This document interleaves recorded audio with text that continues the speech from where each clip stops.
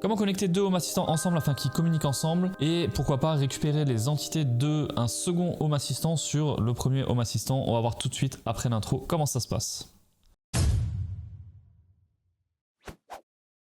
Alors pour connecter deux Home Assistants ensemble, il faut bien sûr qu'ils soient sur le même réseau. Et s'il n'est pas sur le même réseau, on va pouvoir les connecter ensemble grâce à un VPN, ou alors je vais utiliser moi personnellement Zero Tier 1 qui est ma préférence dans ce domaine-là. Donc pourquoi connecter deux Home Assistants ensemble? C'est hyper simple. Vous avez acheté une villa dans le sud, une petite maison de vacances tranquillement et vous voulez contrôler tous vos appareils Home Assistant à partir de cette villa, du moins à partir du Home Assistant de cette villa.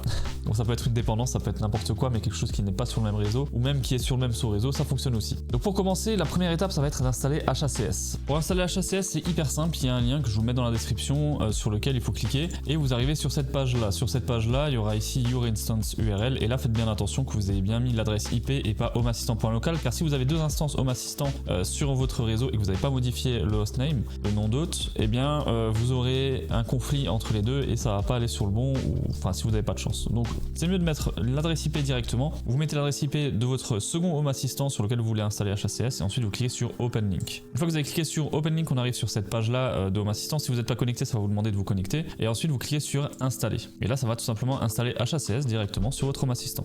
Une fois qu'il est installé, on a juste à cliquer sur Démarrer et ensuite on va dans le journal afin de suivre ce qui se passe. Donc là, on voit qu'il est en train de tout démarrer et là, on voit bien qu'ils nous disent de redémarrer notre Home Assistant pour le configurer. Donc on va faire ça tout simplement dans Paramètres. On va sur les trois petits points là-haut, redémarrer Home Assistant et on redémarre Home Assistant et on se retrouve juste après. Une fois qu'il a redémarré, on va simplement dans Appareil et services, on va dans Ajouter une intégration, vous mettez HACS. Si jamais ça apparaît pas, vous faites un petit CTRL F5 et vous recommencez ça à ajouter l'intégration HACS et on installe tout simplement HACS. Là, il va vous dire plusieurs choses. Il faut tout cocher pour pouvoir l'installer, sinon vous pouvez pas l'installer et il faut être d'accord bien sûr avec tout ce qui est écrit. Donc on coche tout et on fait valider.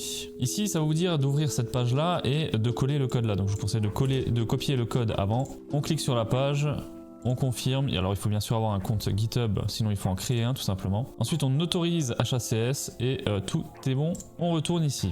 Là on voit que on est en succès, on a installé HACS, on clique sur terminer. Une fois que c'est installé, eh bien on va voir HACS ici sur le côté. Si jamais vous ne l'avez pas, vous faites pareil, un CTRL F5 pour recharger la page tout simplement. Et ici vous aurez HACS. Une fois qu'on est sur HACS, on va installer Remote Home Assistant. Donc on clique dessus, là rien de plus simple, on va cliquer sur télécharger. Une fois qu'il est téléchargé, encore une fois, il va falloir redémarrer notre Home Assistant. Oui, effectivement, faire beaucoup de redémarrage, c'est un petit peu ennuyeux, mais c'est pas grave, on va faire redémarrer Home Assistant. Une fois qu'il a encore une fois redémarré, on va aller dans Appareil et services toujours, ajouter une intégration, et cette fois-ci, on va chercher Remote Home Assistant. Il se trouve juste ici, et là on fait configurer une nouvelle instance. Ici, il vous demande qu'est-ce que vous voulez faire comme installation. Alors, est-ce qu'on veut le faire comme un distant ?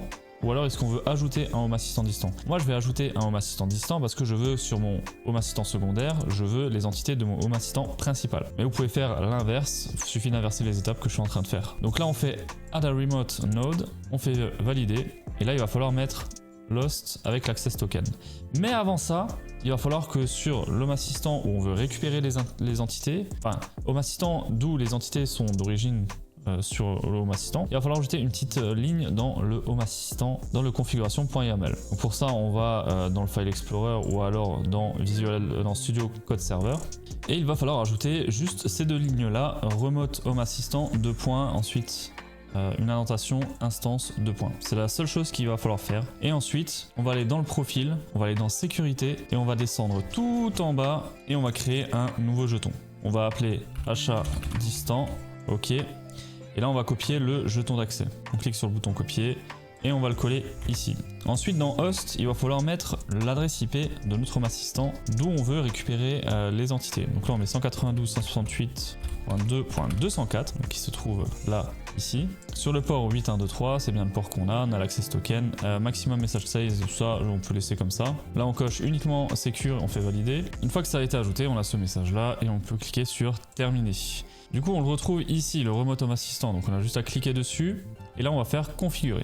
Ici, on va pouvoir mettre un préfixe d'entité. Parce que là, sinon, ça va juste rentrer les entités à l'identique que sur notre autre Home Assistant. Moi, je voudrais un petit préfixe pour identifier vraiment les entités de ce Home Assistant et les entités du Home Assistant de gauche, donc mon Home Assistant principal. Donc là, on va mettre HA maison. Et pareil pour les services préfixes, on va mettre HA maison.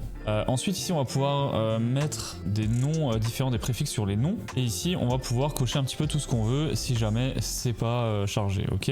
Et pareil pour les services, on peut cocher un petit peu tout ce qu'on veut. Là on clique sur valider.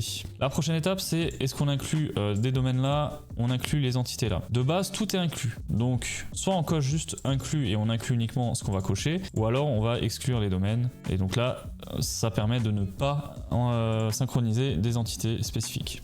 On clique sur valider. Ici, on laisse tout aussi. Et là, on va tout laisser vide aussi. Une fois que c'est configuré, on va aller dans les outils de développement et dans les états. Et là, on retrouve toutes les entités avec le préfixe achat maison. Donc là, on a toutes les entités qu'on a sur notre premier Home Assistant et on a réussi à tout synchroniser. Donc là, par exemple, si je veux savoir si je veux ajouter... Alors là, en plus, on les a toutes en plus. Hein. Là, on a vraiment tout ce qu'il faut, quoi. Donc là, on va pouvoir contrôler le chauffage si l'on veut. Hein, on peut contrôler le chauffage. Et on peut vraiment faire comme si les entités étaient directement sur notre Home Assistant là. Donc nous voilà maintenant avec un second Home Assistant et les entités du premier Home Assistant sur le second. Vous pouvez faire l'inverse aussi, c'est-à-dire créer votre second et faire la procédure inverse, c'est-à-dire mettre les lignes de code sur le deuxième dans le configuration.yaml et ajouter l'intégration, du moins ajouter l'appareil sur le premier afin de récupérer les entités de votre Home Assistant secondaire. Voilà, c'est tout pour cette vidéo et j'espère qu'elle vous a plu et qu'elle vous aidera dans la configuration de votre Home Assistant. N'oubliez pas de vous abonner, de mettre un petit pouce bleu et on se dit à très vite pour une nouvelle vidéo.